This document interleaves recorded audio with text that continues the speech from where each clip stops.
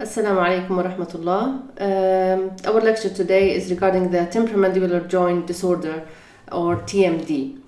And the things that we are gonna discuss or talk about in this lecture would be the TMD definition, the classification of the TMD disorders, and mainly we're going to talk about the masticatory muscle disorder as part of the TMD and disorders of the temporomandibular joints, including different classes or different types of temporomandibular joint disorders. And starting with the definition of the TMD. So it's clinical problems that involve the masticatory muscles, the temporomandibular joints, and associated structures, which means like tendons, for example. Some patients have tendonitis,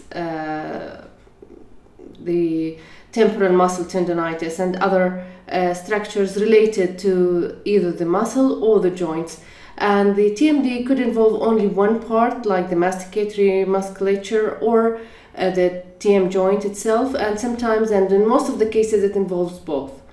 The most common form of the TMD is the masticatory musculature problem. It is far much more prevalent than the joint problem. Still, the joint problem is also prevalent in the population, but the masticatory is far much more. And starting with the first part, talking about the masticatory muscle disorder. So let's first get, remember the different muscles of mastication. We have 4 muscles of mastication. 3 of them are responsible for closing the jaw, and this includes the temporalis muscle, the superficial masseter and deep masseter muscle, and we have the pterygoid, the medial pterygoid, which is sort of parallel to the masseter muscle, but it just lies inside the jaw.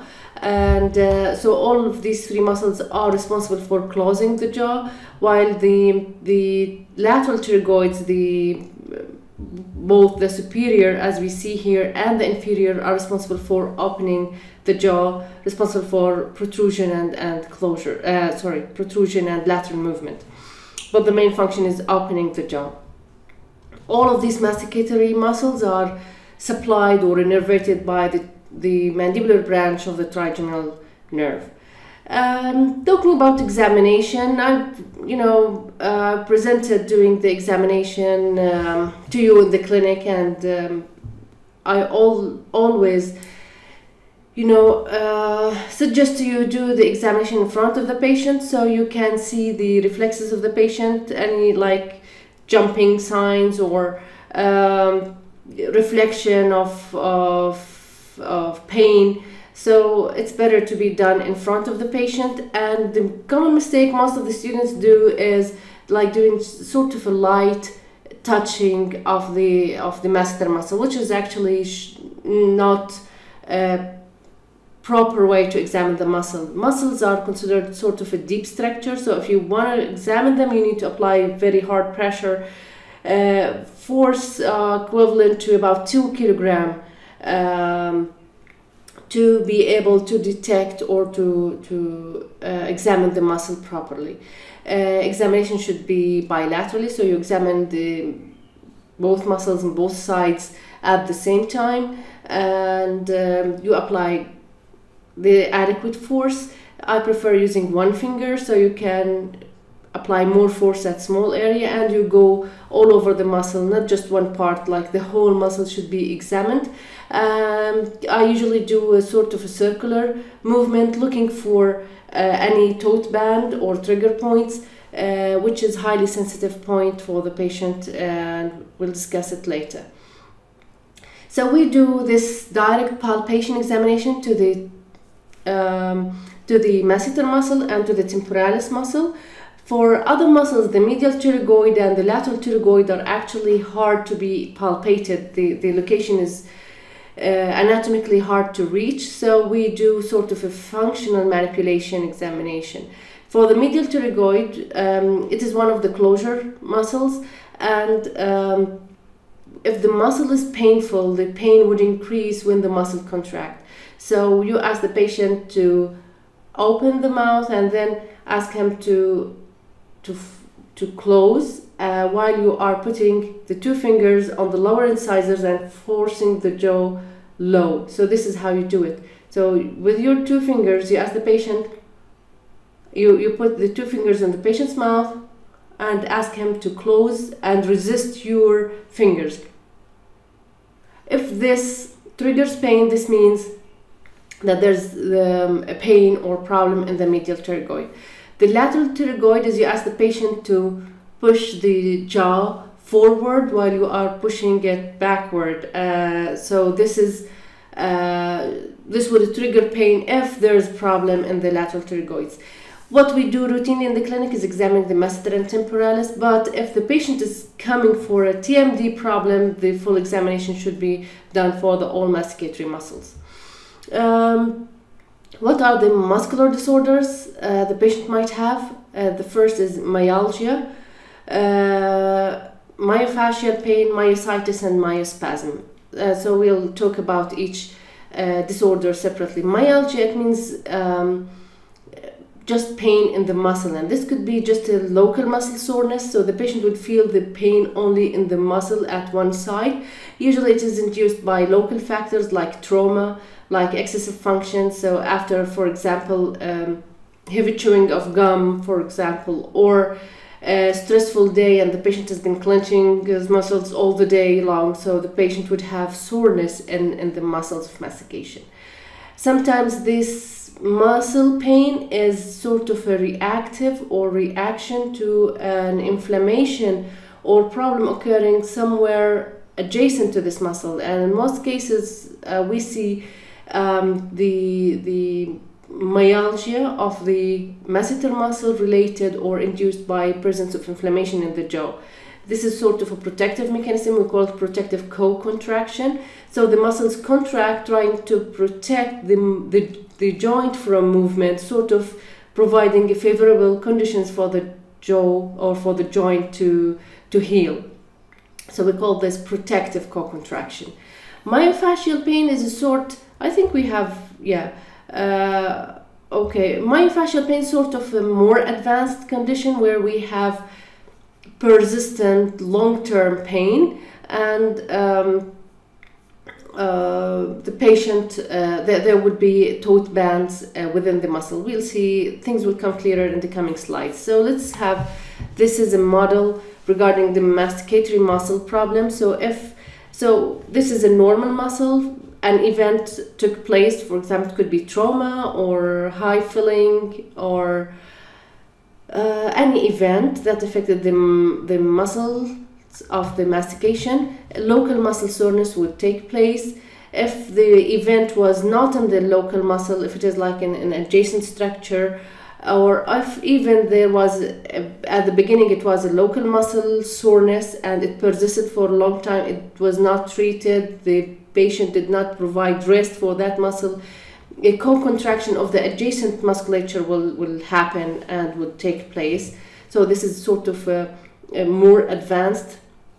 Now if this is treated by providing rest or analgesics, resolution will happen and the function would get back to normal. However, if this didn't happen, this would move to this direction towards more of a central nervous system involvement, because of continuous signals of pain are being sent to the brain, and this, in this case, it will be more advanced, more complicated case, forming a myofascial pain, which is centrally mediated. Fibromyalgia, if you are aware of it, this is sort of a generalized muscle tenderness, the whole body, and this is again caused by central involvement or central activity related to prolonged action of the muscles. Okay, so moving here to the myofascial pain. So myofascial pain, most of my patients I see are complaining of myofascial pain, and in the myofascial pain there is these nodes which are known as taut bands or trigger points. which are considered part of hyperactive area. So this is where the nerve, the neuromotor junction is located, and in this area the neuromotor junction is much more active, or it's much more active than the rest of the neuromotor junctions. There's huge amount of acetylcholine are being produced in this area, and this is why the muscle is sort of contracted all of the time. And you can clinically feel these nodes when you examine the patient. You will feel it as, sort of a movable structure moving under your finger, and usually it's hypersensitive point. And the patient, the pain might be just distributed locally to the muscle. So the patient would feel the pain maybe just under your finger or spread to the area, or sometimes the patient would feel the pain is referring to distant site. And so we classify it as without referral or with referral. And it's a main cause of headache. It's main cause of toothache. Some patients, it's not a main cause, but it's one of the causes or one of your differential diagnosis when a patient comes complaining of a toothache and you do not find any cause for that dental pain. So this is the referral pattern. It actually takes a specific pattern that we keep seeing in patients. So it's not like every patient has his own pattern of referral. So for example, if the X here shows the site of the tote band, and this is the temporalis muscle. So if this site is affected, if a tote band is present here, the pain would be distributed to this area, probably above the eyebrow and to the teeth, the upper anterior teeth. And here it affects the lateral, the canine, and etc. So it refers the pain to the upper, the posterior part of the temporalis might refer pain to the upper posterior teeth. This is showing different pattern for the tote bands located in the masseter muscle. So if the tote band is just at the lower border near the angle, the patient would feel the pain referring to his jaw. And if it is upper, like higher a little bit, it would be referred to the lower teeth or the upper teeth. The deep masseter muscle, the patient would feel the pain in his ear.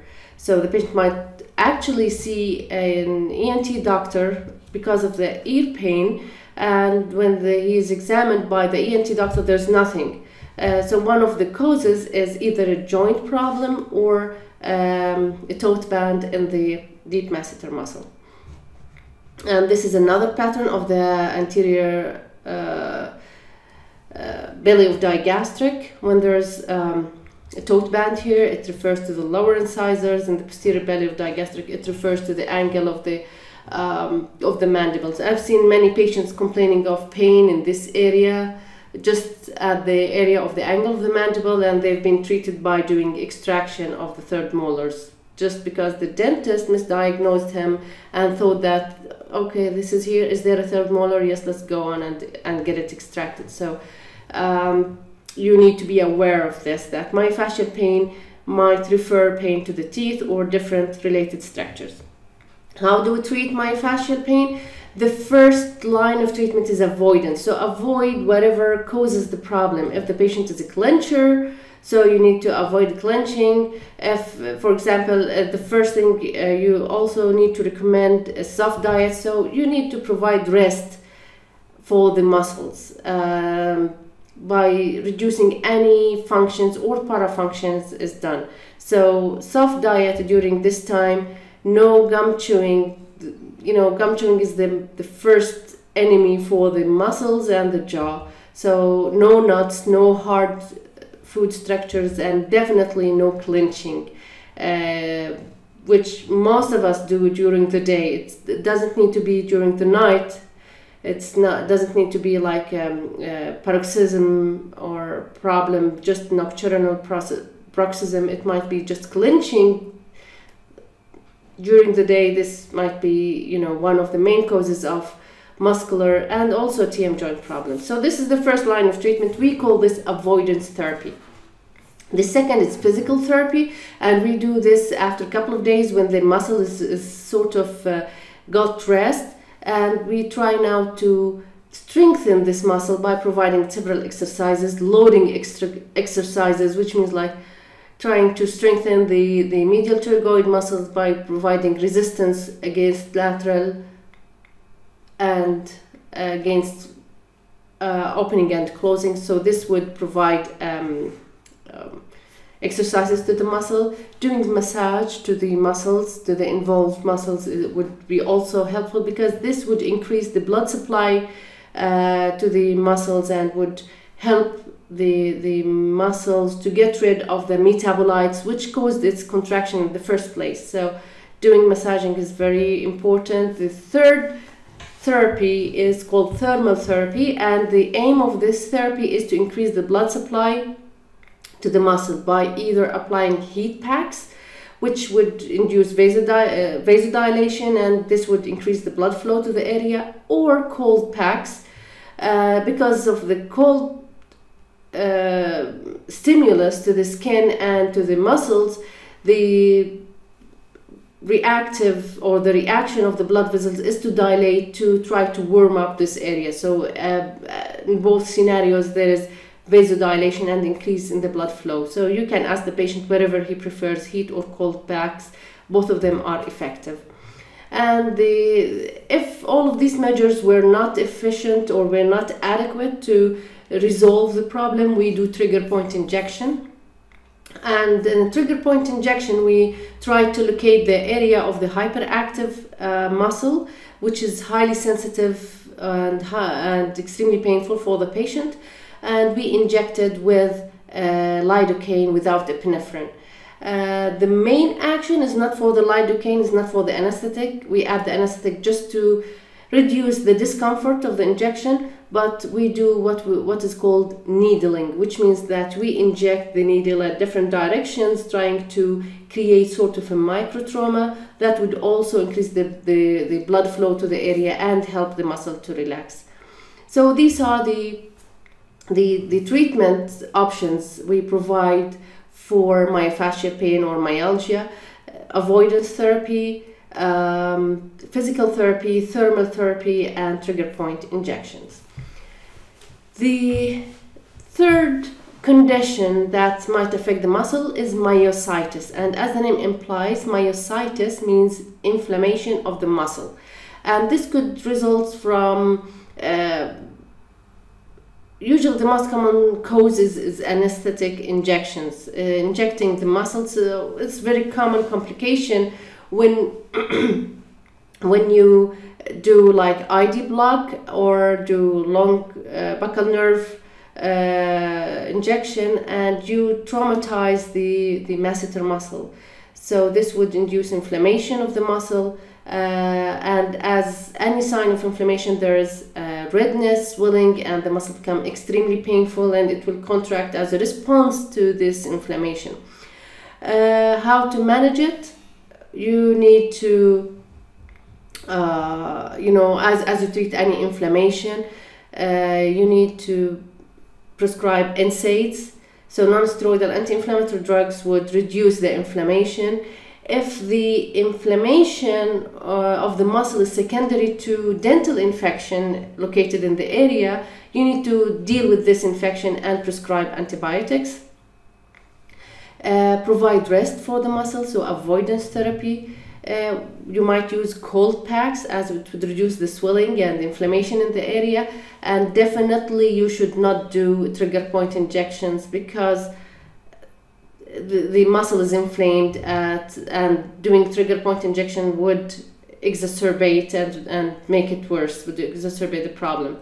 Now, if the myositis lasts for a long time, it has not been treated, this might lead to fibrotic changes within the muscle, leading to contracture. So this is why myositis should be treated. Very simple treatment, just reduce the inflammation, remove the cause if it is like infection. The fourth condition is myospasm, and the myospasm is involuntary sudden contraction of the muscle. So this would lead to the shortening of the muscle, and if this affects the opener muscles or the elevators like the masseter this would lead to limited mouth opening, and if it affects the lateral pterygoids, this might affect the occlusion. So the patient would tell you that all of a sudden I woke up that morning, cannot put my teeth into contact. I feel that there's a gap. My teeth are not feeling the same.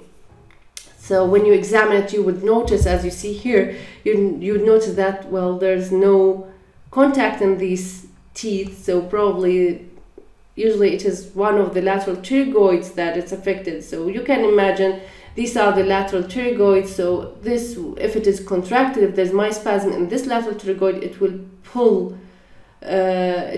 the jaw backward, and then there would be shifting, and there would be like sort of minimal crossbite moving of the jaw to one side, and there would be more contact on this side and reduced contact on the other side of the jaw. And the last thing about the muscles of mastication problems is the hypertrophy, which affects usually the masseteric or the masseter muscle. And you can see here this patient is having a masseter muscle hypertrophy. You can see the square face here related or induced by the hypertrophy of the masseter muscle. In some cases it is associated with clenching and grinding. It's as if you are working out your muscles and building up your masseter muscle. Occlusal disharmony might have a role in that. Other people, they just, there's no reason. It's idiopathic masseteric hypertrophy, and it's more common in the people in the Far East area. We see people with masseteric hypertrophy. Usually patients do not like this appearance, particularly females, and they prefer to get rid of this. And the main treatment is doing Botox injection. Injecting the muscles will reduce the activity. It will simply paralyze the muscle, and then it will get atrophic, and this will improve the condition, as you can see. So this is the end of part 1. We talked about the problems that affect the muscles of mastication. We'll see you in the next part, talking about TM joint structures and function. See you then. Bye-bye.